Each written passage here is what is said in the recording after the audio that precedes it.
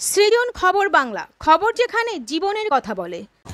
1993 সালের 21শে জুলাই তৎকালীন বামফ্রন্ট সরকারের মুখ্যমন্ত্রী জ্যোতি বসুর পুলিশের গুলিতে কলকাতার ধর্মতলায় প্রাণ হারান 13 জন যুব কংগ্রেস কর্মী। সেই সময় যুব কংগ্রেস নেত্রী Mamata Bandyopadhyay no identity card no vote এই দাবিতে মহাকরণ অভিযানের ডাক দিয়েছিলেন। সেই ডাকে সাড়া দিয়ে বাংলার বিভিন্ন প্রান্ত থেকে তখন লক্ষ যুব কংগ্রেস কর্মী ধর্মতলা থেকে রাইটার্স বা মহাকরণের দিকে এগোতে থাকলে পুলিশ নির্বিচারে গুলি চালিয়ে 13 জন যুব কংগ্রেস কর্মীকে হত্যা করেন।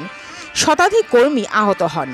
কলকাতার ধর্মতলার রাজপথ সেদিন কংগ্রেস কর্মীদের রক্তে লাল হয়ে গিয়েছিল। তারপর থেকে আজ পর্যন্ত প্রতি বছর মমতা বন্দ্যোপাধ্যায় 21শে জুলাই দিনটি ধর্মতলায় শহীদ দিবস হিসেবে পালন করে আসছেন। পরে তৃণমূল কংগ্রেস দল গঠন করার পরও তিনি এই দিনটিকে সামনে রেখেই শহীদ তর্পণের পাশাপাশি তিনি দলের আগামী 1 বছরের কর্মসূচি ঘোষণা করেন। ফলে এই দিনটি পালনের জন্য রাজ্যের প্রতিটি কোনায় কোনায় তৃণমূল কর্মীরাও 1 মাস আগে থেকেই বিভিন্ন ধরনের কর্মসূচি গ্রহণ করেন। সেই লক্ষ্যেই কানাইপুর অঞ্চল তৃণমূল ও বাসাই 1 নম্বর ও 2 নম্বর গ্রাম সংসদের তৃণমূল কর্মীরা 13 শহীদের স্মরণে এক রক্তদান শিবিরের আয়োজন করে। সম্প্রতি হয়ে যাওয়া এই রক্তদান শিবিরে উপস্থিত ছিলেন কন্যগড়ের পৌরপ্রধান স্বপন দাস, পঞ্চায়েত সমিতির সভাপতি মণি সাঁপই, ব্লক তৃণমূল সভাপতি ও জেলা পরিষদ সদস্য নিখিল চক্রবর্তী, কানাইপুর পঞ্চায়েত প্রধান কণিকা ঘোষ সহ পঞ্চায়েত ও পঞ্চায়েত সমিতির সদস্যরা সহ দলীয় বিভিন্ন শাখা সংগঠনের কর্মী ও সমর্থকরা। ব্লক সভাপতি নিখিল চক্রবর্তী এদিন বলেন, 21শে শহীদ তর্পণ তৃণমূল কর্মীদের কাছে একটা আবেগের দিন। তাই এই দিনটিকে সফল করার জন্য আমরা বেশ কিছু মিটিং মিছিল করব। সেখান থেকেই সিপিএমের 34 বছরের খুন ও হত্যার তথ্য মানুষের কাছে তুলে ধরব পরবর্তী প্রজন্মের জন্য। কানাইপুর তৃণমূল সভাপতি ভবেশ ঘোষ বলেন, সারা বছরে আমরা মানুষের জন্য বিভিন্ন কর্মসূচি পালন করি কানাইপুরের বিভিন্ন জায়গায়। এই বাসাই অঞ্চলে অনেকদিন কোনো কর্মসূচি হয়নি, তাই এবার 13 জন শহীদের স্মরণে রক্তদান শিবিরটি বাসাইয়ে করা হলো। আমরা ফিরে আসছি সেই খবরে একটি বিরতির পর।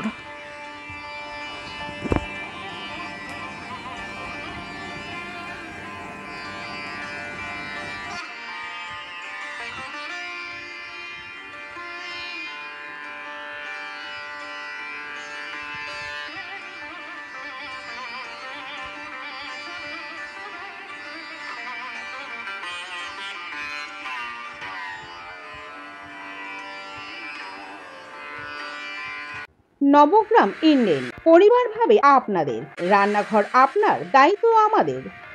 Konnagar mother international school affiliated to Central Board of Secondary Education, New Delhi. Admission going on. Om jewellers এর সোনার পরশে পাবে আপনার সৌন্দর্য অনন্য রূপ। কন্যগড়ের ওম জুয়েলার্স খুবই কম থাকে, তাই জন্য যারা রক্তদান করতে ইচ্ছুক বা ভাবছেন যে আমাদের এই রক্তদান শিবিরে আসুন এবং আপনার ওই মূল্যবান রক্তটি দিন। জুলাই আমরা প্রতি বছর আমরা পালন করি, আমরা প্রত্যেকে আমরা সাধারণ মানুষকে নিয়ে ধর্মতলা পৌঁছে যাই, কিন্তু অনেকে হয়তো ভাবতে পারেন তাহলে প্রতি বছর তৃণমূল কংগ্রেস কেন রাস্তায়, ভবেশ ঘোষরা কৌশিকরা কেন রাস্তায় মাইক বেঁধে প্রচার করছে। তার কারণ বর্তমান যে প্রজন্ম, যাদের আজকে 18 বছর, যারা নাকি আজকে নতুন ভোটার হচ্ছে, আজকে সিপিএম এর যে অপকীর্তি, সিপিএম এর যে কুশাসন, সিপিএম এর যে অন্ধকারময় দিক সিপিএম এর যুগে, সেগুলো তারা জানেন না। সেগুলো আমরা তাদের কাছে জানাতে চাই যে কতগুলি গণহত্যা তারা করেছে, কতগুলি তারা আজকে বিভিন্ন পার্টি অফিস আমাদের পুড়িয়ে দিয়েছে। তৃণমূল কংগ্রেস এবং আগে অবিভক্ত কংগ্রেসের কর্মীরা হাজার হাজার কর্মী খুন হয়েছে, সেই কথাগুলো আমরা জানাতে চাই। বাংলাকে পিছিয়ে দিয়েছিল, কম্পিউটার ঢুকতে দেয়নি। আজকে শিক্ষা ব্যবস্থা থেকে স্বাস্থ্য ব্যবস্থা, যা মানুষের মৌলিক চাহিদা, তা পিছিয়ে গিয়েছিল ওই বাম আমলে। এই কথাগুলি আমরা বর্তমান প্রজন্মকে জানাতে চাই। কানাইপুর অঞ্চল তৃণমূল কংগ্রেস 1 নম্বর এবং 2 নম্বর সংসদের উদ্যোগে যে মহতী রক্তদান শিবির চলছে, সেই রক্তদান শিবিরে আপনাদের উপস্থিতি আমরা একান্তভাবে কামনা করি। আমাদের কানাইপুর অঞ্চলে ভবেশ ঘোষের নেতৃত্বে প্রতি বছরই রক্তদান শিবির হয়। তবে এই দুটো যে বুথ যেটা উদ্যোগ নিয়েছে সেটা মনে হয় অনেকদিন বাদেই এই দুটো উদ্যোগ নিয়েছে। তো যে শহীদ যে যারা হয়েছেন তাদের প্রতি শ্রদ্ধা জানিয়ে আজকে যে এই অনুষ্ঠান, সেই অনুষ্ঠানকে আমরা সত্যিই বলছি সকলে খুব আন্তরিকতার সঙ্গে নিষ্ঠার সঙ্গে আমরা পালন করেছি। এবং 21শে জুলাই নিয়ে আমরা কানাইপুরে ভবেশদার নেতৃত্বে অনেকগুলি পথসভা করব এবং আপনাদেরকে জানাবো, আপনারা আসবেন।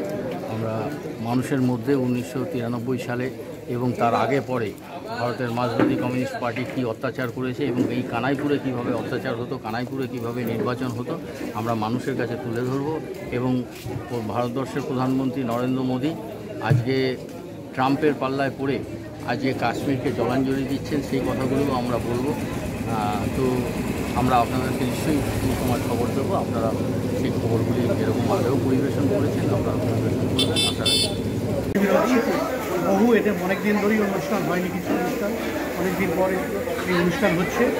রক্তদান শিবির একটা উৎসাহিত মানুষ, সাধারণ মানুষ এসে রক্তদান করছে এই 13 জন শহীদের, এবং যে রক্তের একটা সংকট চলে সেটাকেও এই এলাকার মানুষ উপলব্ধি করতে পেরেছে। তাই বহু সাধারণ মানুষ এখানে রক্তদান করছে। কত মানুষ রক্তদান করছে? কত টার্গেট? এখন আমাদের 50 জন টার্গেট আছে এখানে। এখন পর্যন্ত কতজন হয়েছে? 45 জন হয়ে গেছে। বহু রক্ত এখন যারা রক্ত দান করবে তারা বহু লাইনে আছে, ডাক্তার চেক আপ করছে। কে কে এসেছিলেন? সেখানে এসেছিলেন আমাদের স্বপন দাস ছিলেন পৌরপিতা কন্যগর পৌরসভার সভানেত্রী, ছিলেন আমাদের পঞ্চায়েত সমিতির সভানেত্রী মনীষা আমি ছিল, আমাদের ব্লক তৃণমূল কংগ্রেসের সভাপতি নিখিল চক্রবর্তী ছিলেন, কানাইপুর গ্রাম পঞ্চায়েতের প্রধান ছিলেন এবং প্রত্যেকের সদস্য ছিলেন, পঞ্চায়েত সমিতির সদস্য ছিলেন। দাদা, পঞ্চায়েত ভোটে দেখা গেছে কানাইপুরে বেশ কিছু জায়গায় বিজেপি এবং সিপিএমের আধিপত্য। তো এখানে কি সাধারণ মানুষকে একত্রিত করতে গিয়ে এই যে অংশগ্রহণ, এই যে অনুষ্ঠান নেওয়া? দেখুন, এই জন্য ভোটের রাজনীতি করে তৃণমূল তো রাজনীতি করে, এরকম এই সমস্ত কর্মসূচিগুলো রক্তদান শিবির বলুন, যে কোনো কর্মসূচি, সামাজিক কর্মসূচিগুলো তৃণমূল কংগ্রেসই করে। তা আজই তার অঙ্গ হিসেবে সামাজিক জন্য আজ তৃণমূল কংগ্রেসের এখানে এই যে পঞ্চায়েতে যেমন বিজেপি সিপিএম যেমন জিতেছে কিছু জায়গায়, তাদের পক্ষ থেকে কোনো সময় কোনো সামাজিক কোনো কর্মকাণ্ড দেখা যায়? না, কানাইপুরে কোনো এরকম কিছু নেই যে বিজেপি সিপিএম সাধারণ মানুষের হাঁটা দেখেছি। করোনার সময় মানুষের কাছে আমরা দাঁড়িয়েছি, আমরা মানুষের বাড়িতে স্প্রে করেছি, চাল পৌঁছে দিয়েছি, ঔষধ পৌঁছে দিয়েছি, মানুষকে হসপিটালে ভর্তি করেছি। সিপিএম এবং বিজেপি নিজের মধ্যে তো নেই।